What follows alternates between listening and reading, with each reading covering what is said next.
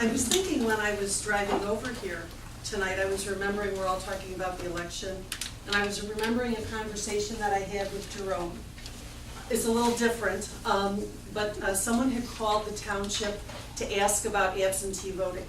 And so I said, well, I'll be happy to, let me take your name and number, and I will get in touch with our clerk, and he will be happy to call you back. So I texted Jerome, and he responded. He said, I love talking to people about voting. He said, send everybody that wants to know about it my way.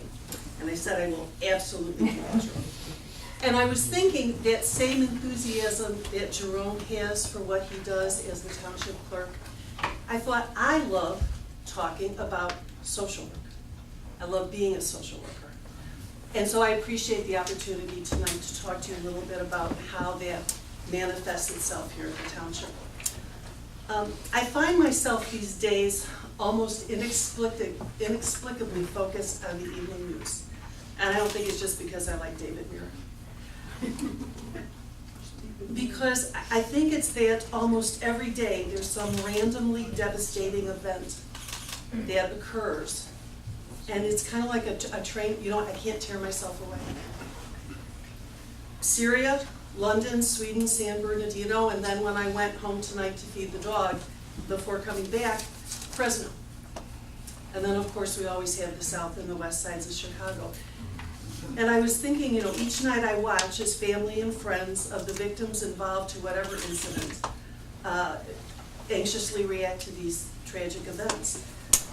But then I was thinking more, and I said, thankfully, I witness other more reassuring reactions, and those are from the first responders, and often virtual strangers that rush in to help people with no regard for themselves, but just because they feel the impulse and the mandate to help somebody who has innocently strayed into the wrong place at the wrong time.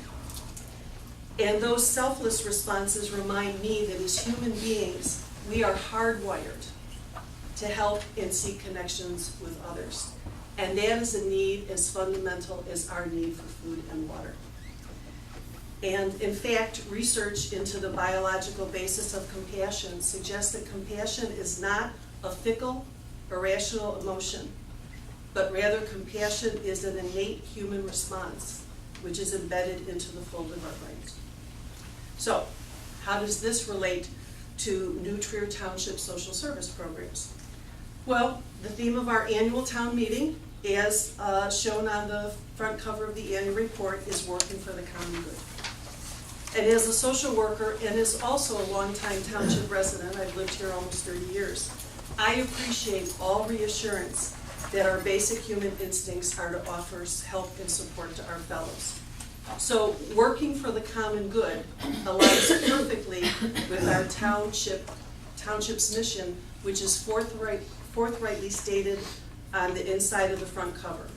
The mission of the township is to provide leadership, advocacy, and resources to benefit the physical, mental, and social well-being of township residents. And if you look at the annual report under a banner which proclaims Township Serve People, the annual report on the first page lists our 6 guiding principles in addition to the township mission. So tonight, what I would like to do is to show how our township social service programs support each of those 6 principles. The first one, the township's primary role is to identify and address the needs of our community. Providing social services to our township residents is fundamentally an ongoing needs assessment. The needs of the community evolve according to what is occurring in the larger context. And over the years, we've observed how residents have been and continue to be affected by what my coworker, Brian Leverins, our Community Social Services Administrator, refers to as the 8 Ds. Brian developed these as part of a presentation when he goes out to talk to the community about why people might use the food pantry. And those are a deficiency in resources, which simply means that a person's inflow is not sufficient to match the outflow.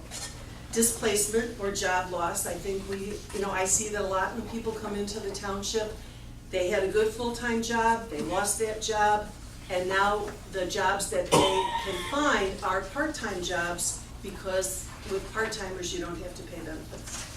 Disability and disease. No matter how many right choices we make, we can't control those. And anything can happen to anybody at any time with often devastating consequences. Death, divorce, desertion, domestic violence, which is hard to believe sometimes, because these are beautiful. We live in beautiful communities, but sometimes behind the beauty are some ugly situations, and drugs and alcohol. So as I previously stated, Brian developed this list as part of his presentation on why residents might need to use the Township Food Pantry, and my experience as the Social Services Administrator has been that the 8 Ds, whether singly or combined, are equally reasons why a person might request help from our other township social service programs. Principle number 2, our efforts are to create new, energetic ideas and programs while maintaining existing programs that are relevant and effective. In fiscal FY 2016-2017, those efforts produced the following assistance for township residents. 154 residents received financial assistance through Angel Fund, General Assistance, or Emergency Assistance.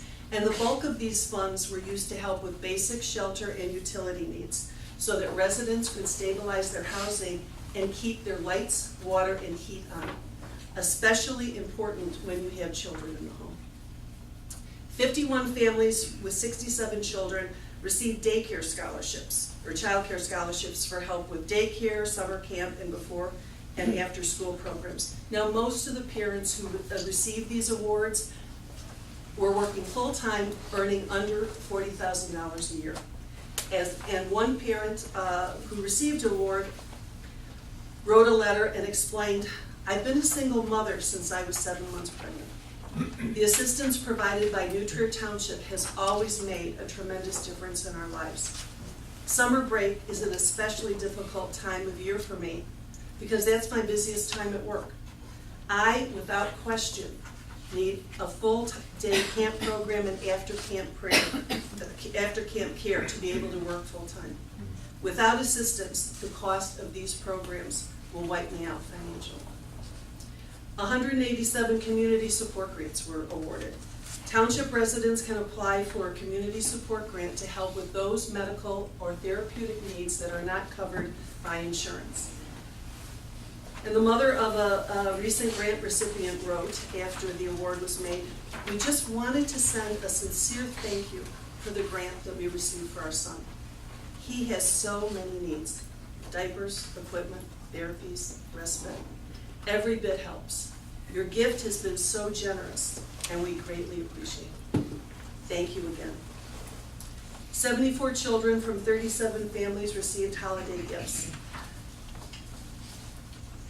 Township residents, through our Caring Neighbors program, sponsor children whose families experience the holidays not as times of joy, but as times of additional stress because of their economic circumstances. The generosity of spirit of these sponsors, many of whom have done it for years. I had a woman this past holiday cycle, when she started, her youngest, she was pregnant with her youngest, who is now a sophomore in college. It has allowed children to experience the joys of the season through thoughtfully provided gifts. And many of the gifts requested, and I know there's some folks in the audience, Cynthia, you're nodding, they're basic. They want coats, they want shoes, they want boots, they want pants, they've outgrown their clothing. It's stuff that we just take for granted. And parents don't make requests for themselves. As one parent so eloquently stated, "My gift was seeing the happiness on my children's faces." 110 holiday dinners were distributed. Since 2009, the township has partnered with the Wilmette Jewel on Green Bay Road, as well as the Wilmette Community Church, to provide holiday dinners to our food pantry clients and their families. Working with both organizations has meant that no pantry client has left the township empty-handed on the holidays. Other churches and community groups also donate harvest baskets, Cynthia, you're nodding again, with fresh fruit, produce, and other holiday treats. And these are available to pantry clients on the same day that we do the dinner giveaway. When you walked in tonight, you saw the spring baskets. Groups routinely throughout the year contact us and say, you know, we'd like to do this, we'd like to do that, and we welcome all comers.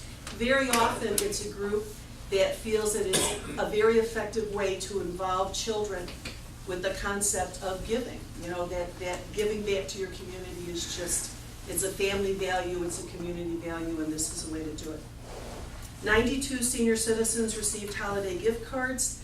We partner with Graham Foods to offer holiday gift cards to those seniors on limited incomes living in subsidized township housing. And a lot of the seniors are living on less than $800 a month. And you might think, well, okay, they'll qualify for food stamps. The food stamp benefit has been cut, and I have seniors with that amount of income who receive $16 a month for food stamps. So that's not helping anybody. And I have a senior that told me point blank, if it weren't for the pantry, she would not be eating. Through this program, seniors have the chance to buy special food items to celebrate the holiday season, and the township has a chance to partner with a local business. 398 children from township schools serving grades K through 12 received back-to-school gift cards with which to purchase needed school supplies. So those children who qualify for a meal through the National School Lunch Program are eligible. So what does that mean? Well, children from families with monthly incomes at or below 130% of the federal poverty level are eligible for free meals. And those are incomes that range between $2,050 and $2,665 for a family of four. So you can all guess what a family of four is going to spend on housing. There's not much left for extras. Children with families with monthly incomes between 130 and 185% of the federal poverty level are eligible for reduced price meals. And those are monthly incomes that range between $2,665 and $3,793 for a family of four. The financial aid directors of each district provide the number of their students that are eligible for the school lunch program, and then those same financial aid directors distribute the school supply gift cards on a per child basis to the parents of the qualifying students. We don't ask for names because some people don't want us to know that they are in this situation. Someone just recently said to me, this is a difficult community from which to fall from grace. And it is. So we respect their privacy. We go through the financial aid office, they verify that the students meet this criteria, and then they distribute the cards. So the goal is to help families with demonstrated financial need to purchase school supplies when their children begin a new school year. I have participated in my career in social service programs internationally, in Haiti and India, as well as locally in Waukegan and on the west side of Chicago. So in those communities, would it surprise me that children would need help with school supplies? No. And as I mentioned before, I've lived in the township for almost 30 years, and my kids went through the district schools.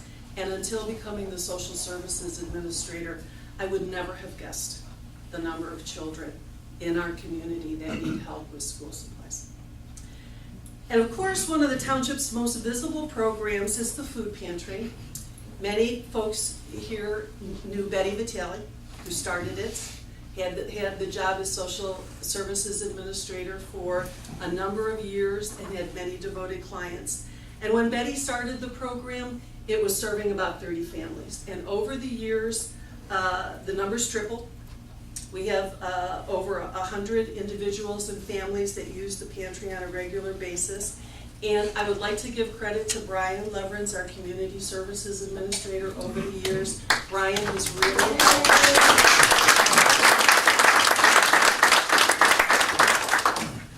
We have, if you walked in tonight, you saw the top boxes with the fresh produce. We give away paper goods and laundry detergent because you can't buy that with food stamps. And I don't know about your kids, my kids always came the night before and said, you need to wash the gym uniforms. Who wants to say I don't have the detergent to do that? So we try, with Brian's help, we really try to anticipate what could be useful for the residents and expand our offerings. And additionally, Patty talked about one of the 2 new programs that we started in the past couple of years. Bridge the Gap was one, and that helps residents who are experiencing an unexpected financial emergency to purchase needed medications. And it started because the police social worker, Art Sontag, who retired, and I had a client who had a serious mental illness, had just come out of one of the state mental hospitals where the client had been stabilized, but the client walked out with just a script. Okay, so now they're stabilized, they're in compliance with a treatment regimen, but they have no way to get the medication, and it doesn't benefit anyone to have someone it doesn't benefit the client, and it doesn't benefit the community to have untreated mental illness. So what we used to do, we would do what we're dialing for dollars. We would call the churches, and we would try to find someone. Jerry, you're smiling. We would try to find someone to help fund that, and then we talked about it with Patty, and that's how Bridge the Gap came. Because there's some folks that, they're living paycheck to paycheck, and if their transmission goes out, they're not buying their medications. And I have seniors that are splitting pills. It's just not a good situation, so we can help them with Bridge the Gap. And Patty talked about Text-to-Tip, which is a collaboration with local middle and high schools, as well as local social service agencies, to provide a new counseling resource for township youth. And what it is, it's a text hotline which provides 24 anonymous professional counseling for youth at no charge. This is not a volunteer operation. These are licensed mental health professionals that are on the other end. Principle number 3, our intent is to support, given the due diligence and fiscal accountability, programs providing services to our neighbors, including youth programs, senior citizen supports, aid to persons with disabilities, food, shelter, and emergency relief for people in need. Now, I checked all this out with Leonard, so if it doesn't make sense, it's Leonard's fault. Township funding comes from a portion of each resident's annual property tax bill. This contribution varies by a property's assessed valuation. However, annually, it typically is in the range of less than 1% of a resident's overall real estate tax bill. So a more concrete example would be a resident living in a home valued at approximately $900,000, who has a $22,000 annual tax bill, contributed about $160 for emergency and general assistance in the town fund in tax year 2015. So I don't know about you, I think that's a bargain.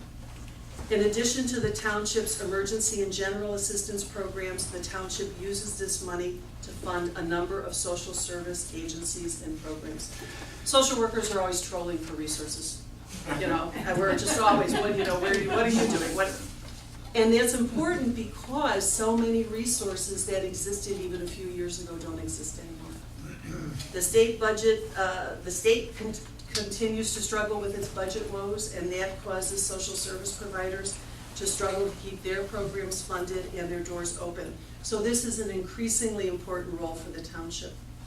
And I talked about this with Brian, so if this is wrong, it's Brian's fault. Agencies considered eligible for township grants must be nonprofit organizations which provide direct services to a significant number of township's residents and who meet one or more of the township identified priorities, which are seniors, youth, economically challenged families, and persons with disabilities.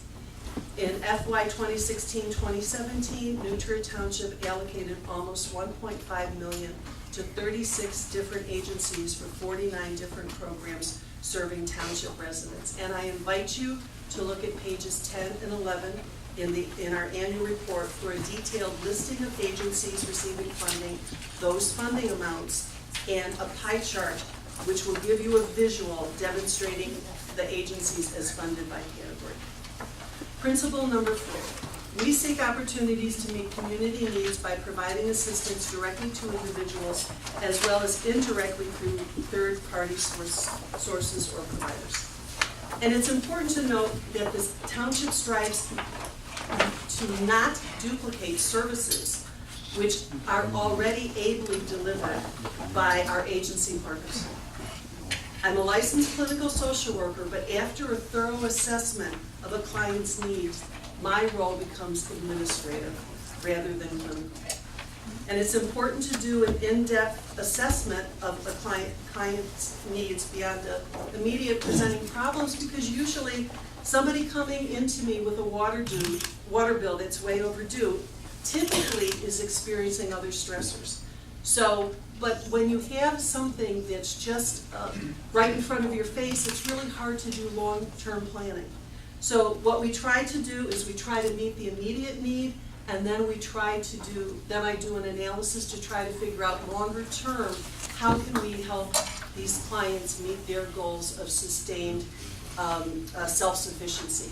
And very frequently, Sharon, one of our agency partners, is nodding, we call other agencies in the community for help, to brainstorm, just to try to figure out how can we put a plan together to help this person. Principle number 5, the township will pursue coalition building with other community entities and advocate on behalf of township residents. I often work with various staff in our 6 villages.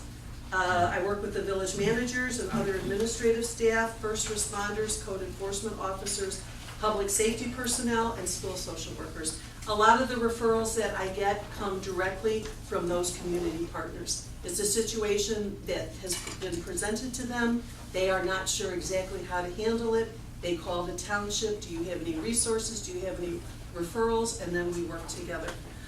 It's important to work together to create a service plan to address a residency, especially because very often that need, if it's not attended to, mushrooms. And now it's affecting their family, their friends, their neighbors, the larger community. Principle number 6, we believe that people have the freedom to choose where they receive services and assistance, including those the township provides and supports. All individuals have a fundamental right to privacy and personal choice. And these rights are the reasons that the township places a high premium on confidentiality and an individual's right to choose whether or not he will receive services or decline them.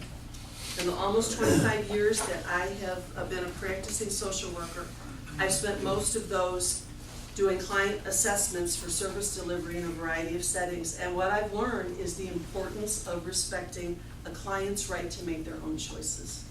That respect is a critical component in developing the trust, which creates a positive client-worker relationship.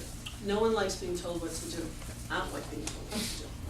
So, it's a collaboration. It's not a one-down relationship. It's a collaboration. And these are some of the things that I've learned about New Trier Township clients over the years.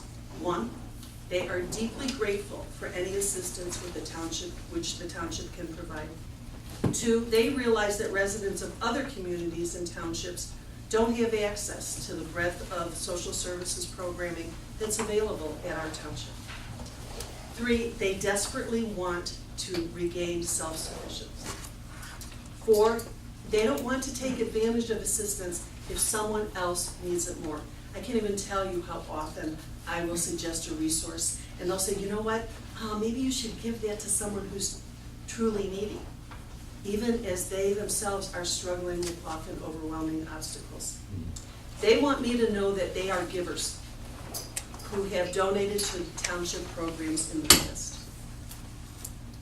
And 6, they want to know how they can give back to the township. Can I donate my time? Can I donate my labor? Until they get back on their feet.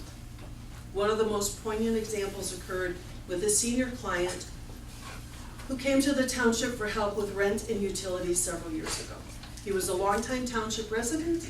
He worked for many years in financial services.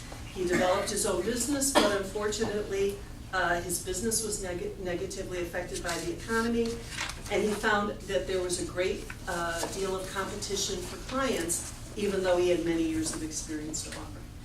So at the time we met, his primary income was less than $1,500 monthly from Social Security. He had depleted all his savings due to medical bills, and his most recent bank statement showed an ending balance of less than $20.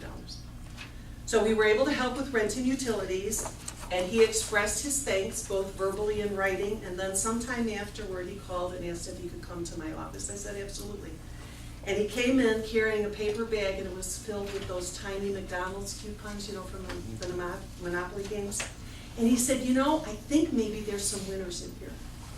And if there are, I would like to donate the value of any prize that I might have won to the township, because my hope is that the township can use it to help someone in the same way that I was helped. So he died recently, and I shared that story with some family members who lived out of town and never realized that he needed help. The township was able to provide assistance so he could stay in his home, continue to try to rebuild his business, and most important, keep his privacy and his dignity intact.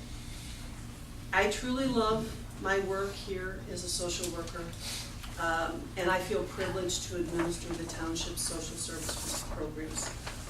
And I'd like to thank the supervisor and the trustees, Stefan and Jerry, and Jeanne, I think you just walked in, for all the compassionate decisions which they've made over the years to help our township residents.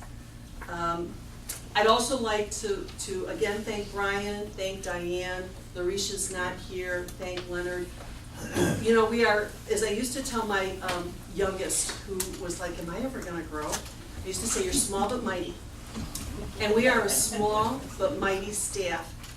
And I have found on more than one occasion when someone has a question that's not in my area of expertise, what a blessing it is to say, but you know, our deputy assessor's just down the hall. Let's ask Leonard. Or Larisha Pearson, she does our dial-a-ride. Let's go down and talk to her, or passports. Or Diane and Brian recently worked together on the top box produce. So I think it's important to acknowledge that, all the contributions that they make to making my job easier. And then I want to thank the New Trier Township community for your belief in the importance of supporting programs which help your friends and neighbors. So I'd like to sum this up with a favorite quotation of a former township supervisor, Pat Cantor, as originally stated by Helen Keller. And that is, alone we can do so little, together we can do so much. And by the way, I did ask our current supervisor, Patty Brennan, who served the township so ably as a committee member, a trustee, and a supervisor for the past 4 years. I said, Patty, do you have a favorite quote I could include? And with characteristic humility and pragmatism, she said, you know, rather than anybody remembering my words, I would prefer that people remember the good which the township has done and continues to do for its residents. And you know, I think she's right. Thank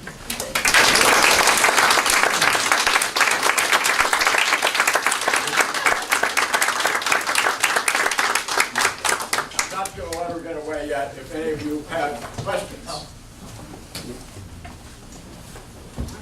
Well, then I will extend an invitation. My office is downstairs. If you would ever like to stop by and ask a question personally or learn more about our programs, please do. Thank you. Very good. Thank you.